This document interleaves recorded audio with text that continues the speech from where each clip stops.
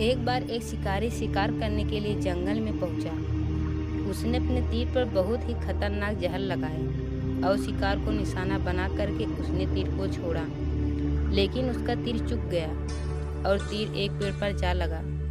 वह पेड़ बहुत ही हरा भरा और बहुत ही सारे तोते उस पेड़ पर रहते थे। जैसे ही वह जहरीला तीर उस पेड़ पर जाकर लगा, वह पेड़ धीरे धीरे सूखने लगा और उस पेड़ पर जो भी तोते रहते थे वह एक एक करके उस पेड़ को छोड़कर जाने लगे। उस बड़े से पेड़ के कोटर में एक बहुत ही बूढ़ा तोता रहता था, जो बहुत ही धर्मात्मा और अच्छे मन का था। सभी तोते उस पेड़ को छोड़कर जाने लगे थे, लेकिन वह बूढ़ा तोता जाता था, दाना लेके आता था और उसी कोटर में आकर के बैठ जाता था, परंतु उस पेड़ को छोड़ने को तैयार नहीं था।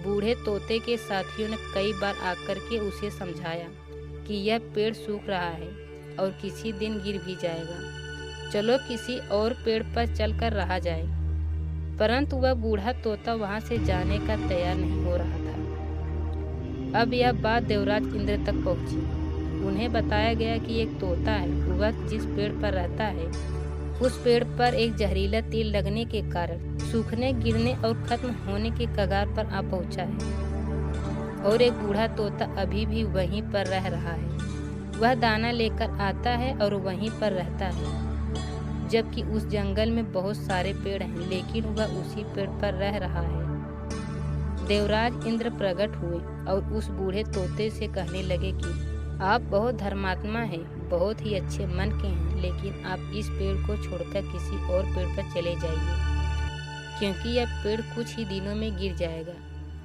तालाब के पास में बहुत से बड़े बड़े हरे भरे पेड़ हैं, बड़े बड़े कोटर हैं, उन पेड़ों पर फल भी लगे हुए हैं, उन्हें वहीं पर तोड़कर खा सकते हैं, परंतु यहाँ से आप चले जाइए। तोता बोला, माफ़ कीजिए, इस पेड़ ने मुझे जीवन दिया है, शिकारियों से मेरी रक्षा की है, हर मौसम में मेरे साथ रहा है, ये कोटर मेरा घर है, यहाँ मैं पला बढ़ा हूँ, इस पेड़ को मैं कैसे छोड़कर जा सकता हूँ?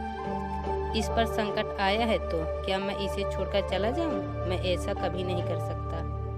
देवराज इंद्र तोते से इस बात से बहुत प्रसन्न हुए। उन्होंने तोते से कहा, मैं आपकी इस बात से बहुत खुश हूँ, मांगो जो आपको मांगना हो। उस बूढ़े तोते ने कहा, मुझे बस इतना मांगना है कि जिस पेड़ ने मुझे जन्म दिया, जहाँ मैं रहा पला बढ़ा, जिसे आप मेरा जन्मभूमि कह सकते हैं, आप इसे फिर वैसा ही हरा भरा कर दो जैसा यह था।